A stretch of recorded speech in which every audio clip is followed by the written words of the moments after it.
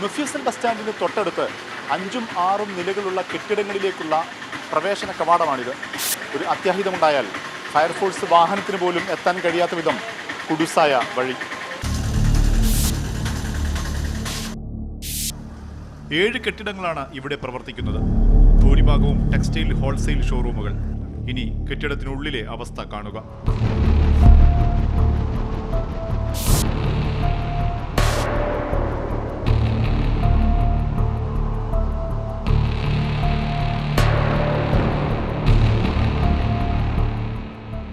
അടുത്തടുത്തായുള്ള ചെറിയ മുറികൾ, മുറിക്കകത്തും ഇടവഴിയിലും കോണിപ്പടിയിലുമെല്ലാം തുണിക്കെട്ടുകൾ.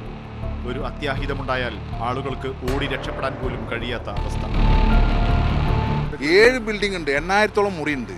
അതിൻ്റെ അകത്തേക്ക് ഒരു കയറാനോ ഫയർ സർവീസിന് കയറാനോ അല്ലെങ്കിൽ വേറെ ഒരു പോലീസ് വണ്ടി കയറാനോ ഒന്നുമില്ല. ഉദ്യോഗസ്ഥന്മാർ ചെയ്തു കൊടുക്കുന്ന സൗകര്യം ചെയ്തു കൊടുക്കുന്ന കോർപ്പറേഷനിൽ ഉദ്യോഗസ്ഥന്മാർ ചെയ്തു കൊടുക്കുന്ന എല്ലാ സൗകര്യങ്ങളും ചെയ്തു കൊടുക്കുന്ന. തീർന്നില്ല. തൊട്ടടുത്തായി മറ്റൊരു കെട്ടിടത്തിന്റെ നിർമ്മാണ പ്രവൃത്തി തുടങ്ങിക്കഴിഞ്ഞു. കെട്ടിടങ്ങൾ തമ്മിലുള്ള സുരക്ഷിതമായ അകലം ഇല്ലാതെ. ഈ കെട്ടിടത്തിന് ഇപ്പോൾ ബസ് സ്റ്റാൻഡിനകത്ത് വഴി കാട്ടിയ പ്ലാൻ എടുത്തത് അത് സ്വാധീനമുണ്ട് അയാൾക്ക്. വർഷങ്ങൾക്ക് മുൻപ് കെട്ടിടത്തിൽ സാധനങ്ങൾ മുകളിലേക്ക് കയറ്റാനായി നിയമവിരുദ്ധമായി നിർമ്മിച്ച ലിഫ്റ്റിൽ വീണ് ഒരാൾ മരിച്ച സംഭവവും ഉണ്ടായി. ഇതിന് മുന്നേ ഒരാൾ പെടഞ്ഞു വീണ് മരിച്ച അതിന് മുന്നിൽ വീണിട്ട് വരാൻ കഴിയണ്ടേ, ഇങ്ങോട്ട് കയറാൻ കഴിയണ്ടേ.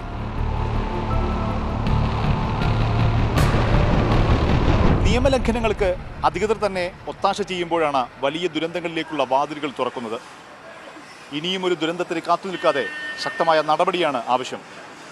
വ്യാസ് പി റാമിനൊപ്പം മുഹമ്മദ് ഷഹീദ്, മാതൃഭൂമി ന്യൂസ്, കോഴിക്കോട്.